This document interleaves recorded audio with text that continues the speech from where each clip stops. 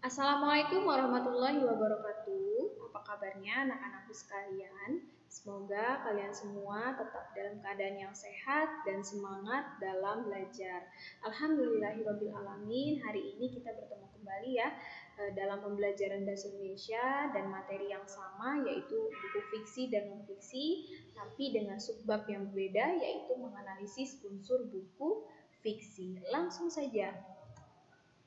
Sebelum kita menganalisis unsur buku fiksi, ada baiknya kita mengenal dulu apa saja sih unsur-unsur buku fiksi dan non-fiksi. Nah, seperti yang bisa kalian lihat di sini, unsur buku fiksi dibagi menjadi 6 dan unsur buku non-fiksi juga dibagi menjadi 6. Unsur buku fiksi yang pertama ada tema, yang kedua alur, ketiga sudut pandang, yang keempat tokoh dan penokohan, yang kelima amanat, dan yang keenam ada latar.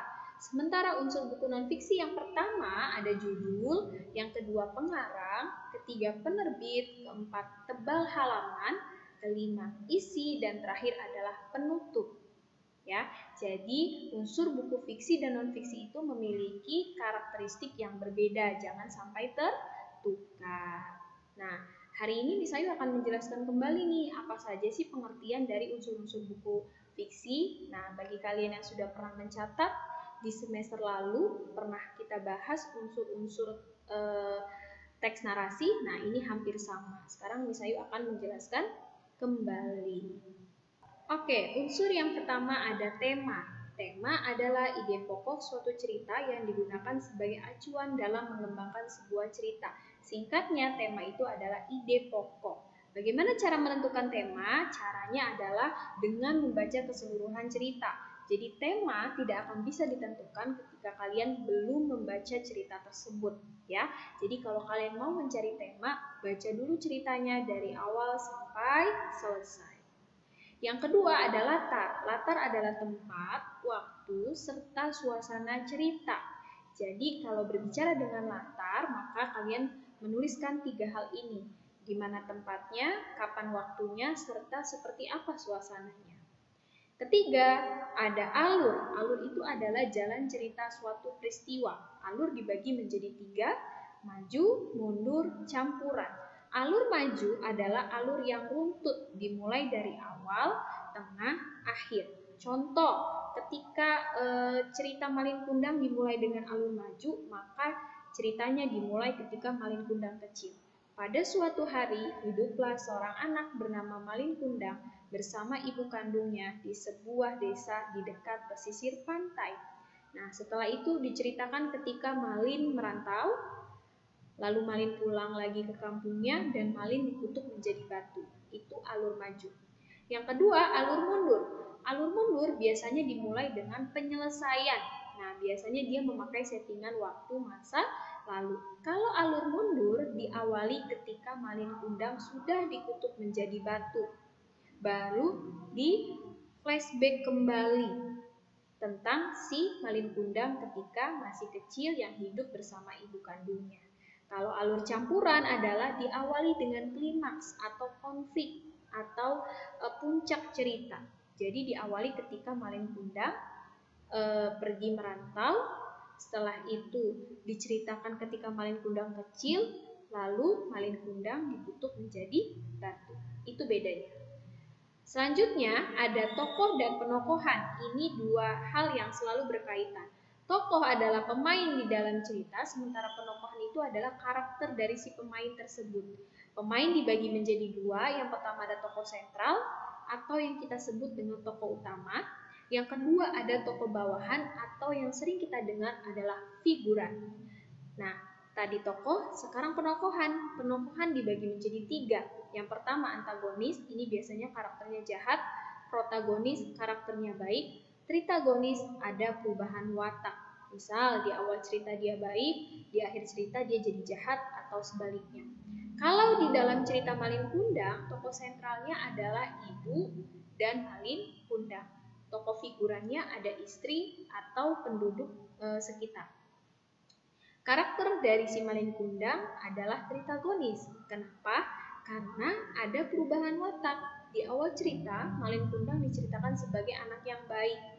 Lalu di akhir cerita, Malin Kundang dikutuk menjadi batu dan dianggap sebagai anak yang durhaka. Sementara Ibu Malin Kundang di sini penokohannya adalah protagonis. Ya, dia memiliki karakter yang baik, hatinya tersakiti sebenarnya, gitu ya, oleh perilaku Malin Kundang.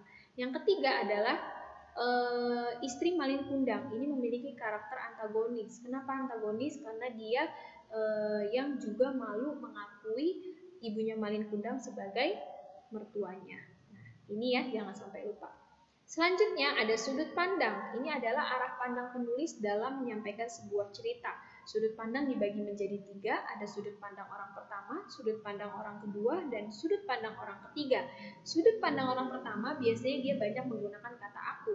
Sudut pandang orang kedua biasanya menggunakan kata dia. Sudut pandang orang ketiga biasanya adalah sudut pandang serba tahu. Ya, kalau misalnya cerita Malin Kundang dimulai dengan aku adalah seorang anak bernama Malin Kundang, berarti dia menggunakan sudut pandang orang pertama. Tetapi kalau dia diceritakan pada suatu hari hiduplah seorang anak bernama Malin Kundang, itu bisa jadi menggunakan sudut pandang orang ketiga. Terakhir, ada amanat. Amanat adalah pesan moral yang hendak disampaikan pengarang kepada pembaca. Amanat disampaikan melalui 2 cara. Yang pertama tersirat, yang kedua tersurat. Tersirat itu secara tersembunyi, artinya kalian harus baca dulu ceritanya dari awal sampai akhir, baru kalian bisa menentukan amanatnya. Sementara kalau secara tersurat, dia ada di akhir cerita. Ditulis, amanat yang bisa disampaikan dari cerita Malin Kundang adalah kita tidak boleh durhaka kepada orang tua. Nah, itu namanya tersurat. Gitu ya? Paham ya? Sekarang Miss Ayu akan mencoba menganalisis salah satu karya dari sebuah novel berjudul Laskar Pelangi. Tentunya kalian sudah pernah baca ataupun menonton film ini ya. Judulnya Laskar Pelangi, ditulis oleh Andrea Hirata, diterbitkan oleh PT Bentang Pustaka. Jumlah halamannya 533 halaman. Terbitnya Miss Ayu ambil cetakan ketiga, yaitu pada Juli 2007.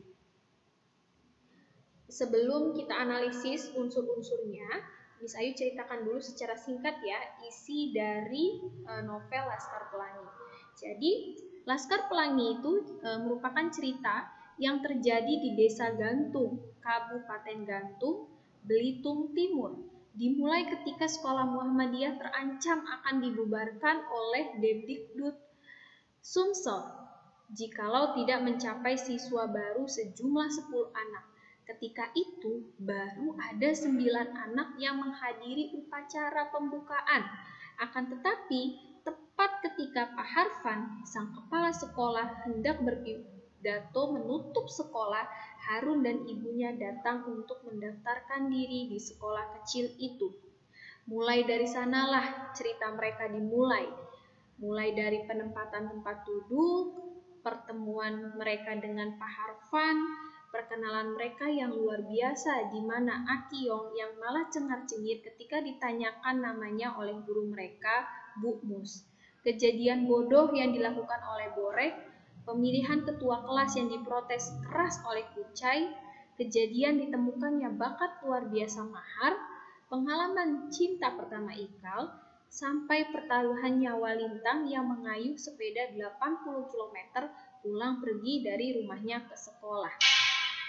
Mereka, Laskar Pelangi, nama yang diberikan Bu Muslimah akan kesenangan mereka terhadap pelangi.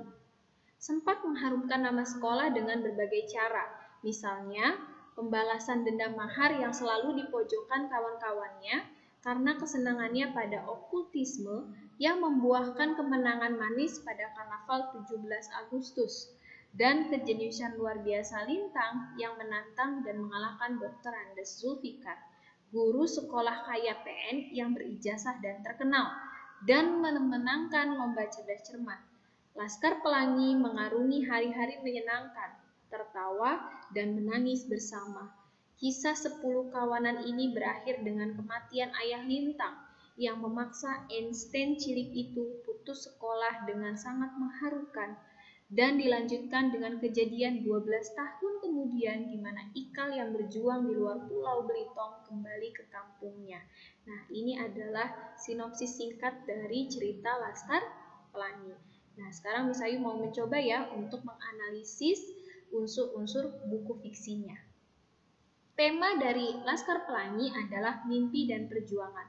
Kenapa mimpi dan perjuangan? Karena tadi sekelompok anak yang disebut dengan Laskar Pelangi ini mempunyai mimpi yang berbeda, serta bagaimana caranya mereka memperjuangkan mimpi untuk mencapai mimpi tersebut.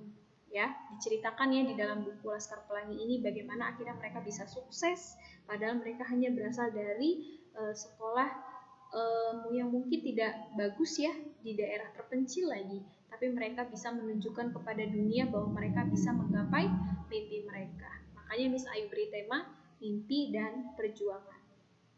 Lanjut, latarnya yang pertama latar tempat, ini terjadi di SD Muhammadiyah yang terletak di Desa Gantung, Kabupaten Gantung, Belitung Timur, Sumatera Selatan. Selain itu, latarnya juga ada di rumah, di pohon, di gua, di tepi pantai, dan di pasar kawasan Belitung. Latar waktunya terjadi pada tahun 1974. Latar suasananya ada sedih, ada senang. Sedih itu saat Ikal dan teman-temannya harus berpisah ya dengan Lintang karena Lintang harus putus sekolah. Sementara suasana senangnya saat tim cerdas cermat mereka berhasil menang dalam sebuah pertandingan. Alurnya yang digunakan adalah alur maju. Kenapa alur maju? Karena diceritakan dari awal perjuangan mereka sampai akhirnya mereka sukses meraih mimpi mereka. Ya, jadi pakai alur maju. Selanjutnya, tokoh dan penokohan. Di sini saya ambil 3 tokoh utama. Ada pertama namanya Ikal. Dia merupakan tokoh utama, karakternya pandai. Lalu ada Taprani, dia lumayan pintar, pendiam, santun, berbakti kepada orang tua dan manja. Yang ketiga ada tokoh Sahara, dia temperamental, dia ketus, skeptis, dan susah. Selanjutnya adalah sudut pandangnya. Di dalam novel, sudut pandang yang digunakan adalah sudut pandang orang pertama. Kenapa? Karena di dalam novel banyak menggunakan kata aku, sehingga kata aku ini menjadi dominan. Terakhir ada amanat. Amanatnya adalah jangan mudah menyerah oleh keadaan atau jangan mudah putus asa. Ketika kalian punya satu mimpi, jangan mudah menyerah untuk mewujudkan mimpi tersebut ya. Terus semangat, tetap semangat dan jangan pernah mudah menyerah. Oke teman-teman, itu tadi satu analisis unsur-unsur buku fiksi yang sudah Miss Ayu tampilkan. Nanti tugas kalian adalah sama, mencoba menganalisis unsur-unsur buku fiksi pada suatu cerita. Jangan lupa dikerjakan dan apabila tidak mengerti silakan ditanyakan kepada Miss Ayu ya. Terima kasih atas partisipasi kalian dan kesediaan kalian sudah menyimak video ini. Mudah-mudahan ilmu yang Miss Ayu sampaikan bisa kalian serap dengan baik. Kurang lebihnya Miss minta maaf. Wassalamualaikum warahmatullahi wabarakatuh.